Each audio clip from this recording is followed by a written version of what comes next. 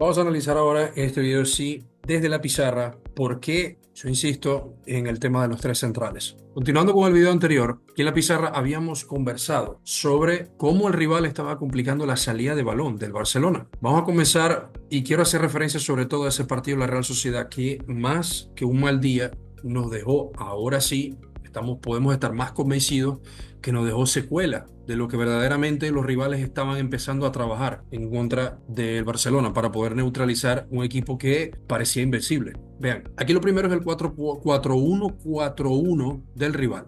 La línea defensiva, aquí está, veamos cómo la línea de 4 del mediocampo están dos sobre los laterales y dos sobre el doble pivote.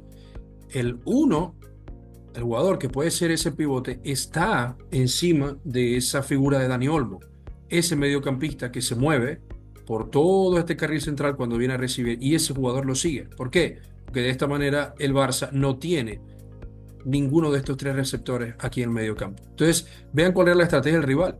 La primera era evidentemente contemporizar siempre a estos tres jugadores. Por dar un ejemplo, Lewandowski, Rafinha y Lamine Yamal. Nunca era tirar fuera de juego, sino que el Barça tuviese que descender muchísimos jugadores para que cualquiera de los compañeros lo encontrara, pero muy lejos del arco, de manera de que el rival pudiese llegar a su campo con muchos jugadores y poder ralentizar o obligar al Barça a que agitara además los ataques. Y terminaba perdiendo el balón muchas veces, al no tener esa pausa o al no interpretar bien lo que conversamos en el partido, en el video pasado. Entonces, vea, ¿cuál era la estrategia del rival? Lo que más me llamó la atención es la presión zonal. Esto es una presión zonal, no es una presión agresiva. ¿Por qué? Porque el delantero, por dar una referencia en ese partido con la Real Sociedad, Oyarzábal, no iba encima de Íñigo Martínez. Oyarzábal se encargaba de bloquear el pase a Iñaki Peña y a Cubarsí de Íñigo. Sin embargo, vimos como muchas veces Íñigo con su talento lograba dar estos pases a este sector espectaculares, pero esto es algo que evidentemente es muy riesgoso. No se puede hacer siempre. Pero este jugador no presionaba directamente a Íñigo, sino que bloqueaba los pases. Y el otro jugador, todos los demás, hacían una presión prácticamente hombre a hombre y en superioridad aquí en la última línea. ¿Qué sucedía? Que este jugador no saltaba sobre Balde, sobre lateral, bien sea Balde o por el otro lado sobre Koundé, sino que le dejaba una distancia. ¿Por qué? Que eso obligaba a Íñigo a no tener demasiadas opciones de pase, más que un Rafinha o otro jugador fueran al espacio y lanzar un balón largo y por ende muchas veces perderlo, sino tener un pase cerca. El rival le estaba mostrando a los Barça que tenía un pase real cerca con los laterales, sobre todo con Balde. ¿Y qué hacía Íñigo muchas veces? Darle el balón a Balde, el rival se le echa encima y ya este jugador ahora sí le iba a negar a Balde el pase a Íñigo Martínez de vuelta, lo que obligaba a Balde a jugarse el uno contra uno contra el marcador. Cuando Balde lograba salir de esta situación, este jugador saltaba. Entonces, ¿qué sucede aquí? Que el rival sabe que los laterales, bien sea Balde o Koundé, no saben salir de esas situaciones. Entonces, obligan al Barça a que les envíe el balón para que logren salir de situaciones, logren pasar el balón o salgan a través de conducción. Y si ustedes se fijan, la mayoría de las veces que el Barça pierde, o casi todas las veces que el Barça pierde el balón en construcción, es a través de los laterales. Y el rival lo sabe. Entonces el rival lo primero que hace es presionar a los laterales. No deja la salida de balón a los laterales. Lo que va a implicar que los jugadores tengan que volver. Y por supuesto, fija a todos los mediocampistas. El Barça va a tener que iniciar las jugadas desde muy abajo, que evidentemente va a obligar al Barça a construir demasiado, a recorrer demasiado campo. Y muchas veces por falta de pausa no se logra hacer nada. Ahora bien, ¿cómo tiene diseñada Flick la salida de balón? La salida de balón de Flick está diseñada con un cazador que atrae marcas, que prácticamente nunca recibe de espaldas. Y prácticamente dos centrales que fijan, los únicos jugadores que sacan el balón jugado desde atrás son, me refiero limpio, son Cubarsí e Íñigo. Porque desde que Flick perdió a Ter Stegen y perdió a un jugador como Marc Bernal, que evidentemente ya nos dábamos cuenta que ese doble pivote iba a estar conformado por Marc Bernal y Pedri y Casado, yo no estoy desmeritando el trabajo de Casado, ¿no? El rival se ha dado cuenta que no hay un Marc Bernal, no hay un Frenkie de Jong, porque Frenkie de Jong está, pero no está. No hay un jugador que acompañe a Pedri que sea autosuficiente desde ese punto de vista. Tampoco hay un portero, con todos los respetos a Iñaki Peña, como Ter Stegen, que pueda, ante una presión bastante alta, por dar un ejemplo, ante una presión en la que el rival no deje a ningún hombre libre, un arquero como Ter Stegen sí podía dar, según los movimientos de los compañeros, podía decidir cuál era el mejor pase, algo que Iñaki Peña no puede hacer. Entonces el rival sabe que el Barça ha perdido referentes importantes en la salida de balón y que prácticamente son los centrales los que sacan el balón. Y el rival ha ajustado poco a poco sus planteamientos para limitar cada vez más esa salida de balón del Barça. Ya tenemos el 4-4-2 del Atlético de Madrid y el 4-3-3 del Barça. La premisa era dejar a Casado como pivote único. Evidentemente, el Atlético y nadie se esperó que Flick hiciera esto, que era, luego de ser un partidario de manejar el ataque centralizado, colocar a lateral, a Valde, a Koundé, a Fermín y a Rafinha muy abiertos. ¿Para qué? Entregarle todo este carril a Pedri, no solo en la zona de distribución como estamos acostumbrados a verlo, sino en la zona de creación de las jugadas. En el último tercio, ¿qué sucedía? Evidentemente, estos jugadores, sobre todo Griezmann, presionaba a Casado para evitar esa superioridad en el mediocampo. ¿Qué sucede?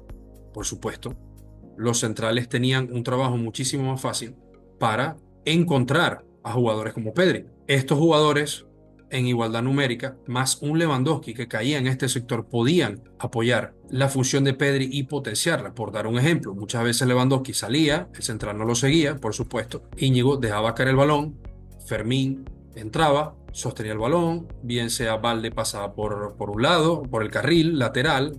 Podíamos ver también a un Pedri que se podía mover, saltaba o burlaba la marca de Paul, dejaba caer el balón. Y veíamos un Gavi que no hacía lo mismo por este sector, sino que complementaba las funciones de Pedri, ¿vale? No era un Gavi que manejaba los hilos de este sector. Este sector se utilizaba para esto, para que Gavi cuidara las posiciones de Pedri en caso de una pérdida de balón y Rafinha fuera al espacio, donde se cerrara, etc. Este sector zurdo se utilizaba para ampliar el campo y este sector se utilizaba para atacar la profundidad. ¿Qué sucede? Que el Atlético ajustó. El Atlético se dio cuenta, bueno, no se dio cuenta, no esperaba que salieran con este planteamiento y el único ajuste que hizo el Atlético fue prácticamente colocar a Griezmann o dejar a Casado solo. ¿Por qué a Casado solo? Porque Casado, lo que comentamos hace poco, Casado es un jugador que si tú le entregas el balón y está muy solo, el rival está muy, digamos, el equipo está muy abierto, es un jugador que no tiene esa calidad individual para salir, para girar presiones, para tomar mejores decisiones con el balón, sobre todo en la gestación de la jugada.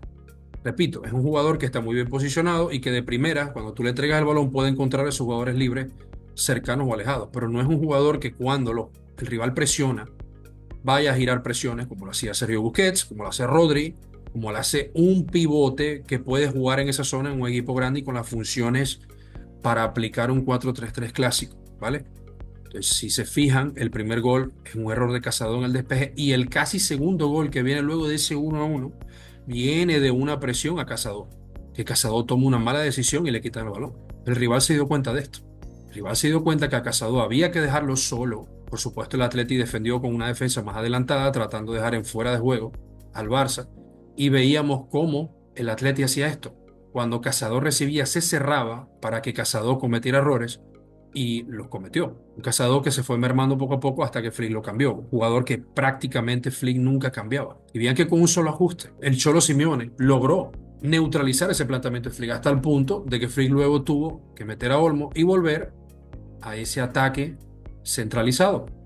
¿Okay? Ese ataque centralizado en el que el rival acumula esos 5 jugadores contra esos 4 del Barça y el Barça tiene más radios de pase, evidentemente. Mete al rival más en bloque bajo y así fue. Atlético luego de empatar y luego de casi hacer el segundo gol, pues evidentemente ya se metió en bloque bajo y pues digamos que buscó hasta el final que logró encontrar esa situación en contragolpe en la que marcó el 2-1. Ahora vamos a ver qué sucede. ¿Por qué? Porque el Barça ha perdido. Uno me dirá, bueno, pero ¿qué se puede hacer aparte de los 3 centrales? ¿Qué pasa? Que Flick no tenía pensado diseñar, tenía diseñado el equipo de otra manera. ¿Por qué? Recordemos que el titular iba a ser Marc Bernal con Pedri y se veía. De hecho, cuando Pedri llegó, ya Flick dejaba a Casado como segunda opción y está bien. porque Cazador puede ser un muy buen revulsivo, al igual que Gavi desde el punto de vista físico. Le puede dar muchísimo al Barça desde ese punto de vista. Ahora, si ustedes se fijan aquí, ¿qué pasaba con Marc Bernal? Por lo general, si el rival hacía este tipo de presiones, como lo estamos viendo ahora y le está costando a Flick, Marc Bernal era un jugador que podía meterse entre los centrales. De hecho, muchas veces podía hacer esto. Podía entrar por el sector zurdo como lo hacía Kimmich en el Bayern. Kimmich evidentemente ocupaba este por ser diestro y así tenía una salida de balón más rápida. Marc Bernal hacía esto. Tenía esa capacidad para ser autosuficiente, para también, ante una presión de este tipo, podía venir a recibir y girar el juego. ¿Qué pasa? Que a Marc Bernal el rival sí tenía que marcarlo. Y era un jugador que a pesar de todo podía salir de estas situaciones. Por ser zurdo, vamos a colocarlo por este sector. Él sabía cómo salir de estas situaciones. Había un Ter Stegen que evidentemente si no veía claro el pase, pues siempre se desmarcaba un interior y le daba el pase.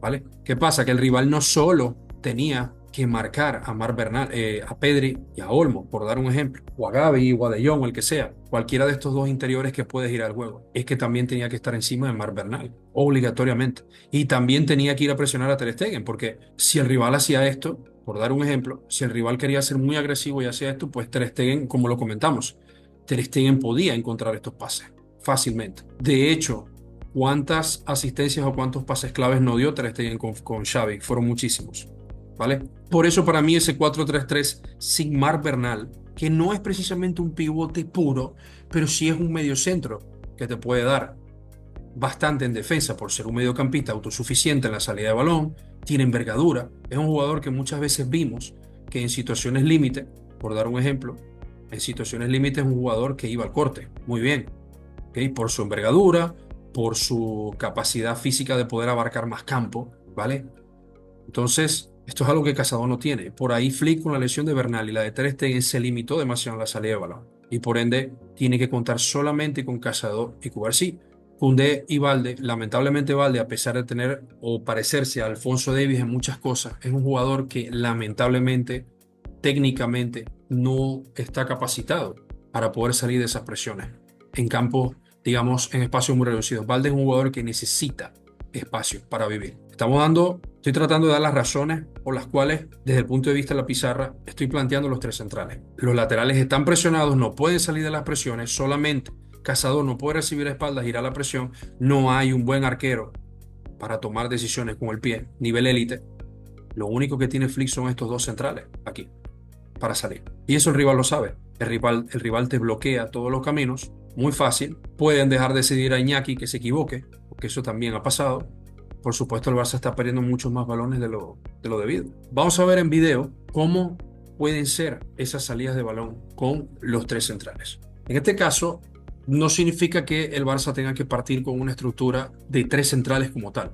Es decir, aquí yo estoy colocando a Valde, por dar un ejemplo, de extremo. Lo estamos colocando en un extremo. ¿Por qué? Porque si los laterales tienen dificultades, esto te va a dar dos cosas. La primera, vas a ser compacto en la presión alta y en el repliegue. La segunda, esto es algo que ya hemos visto en Flick. Flick muchas veces en el Bayern jugó con cuatro centrales en el fondo y jugó con Alphonso Davies de extremo. A veces Alphonso Davies no estaba y jugaba igual con cuatro centrales. ¿Por qué? Porque evidentemente esto te da mucha más solidez a la hora de tirar fuera de juego e ir a presionar y quitar el balón.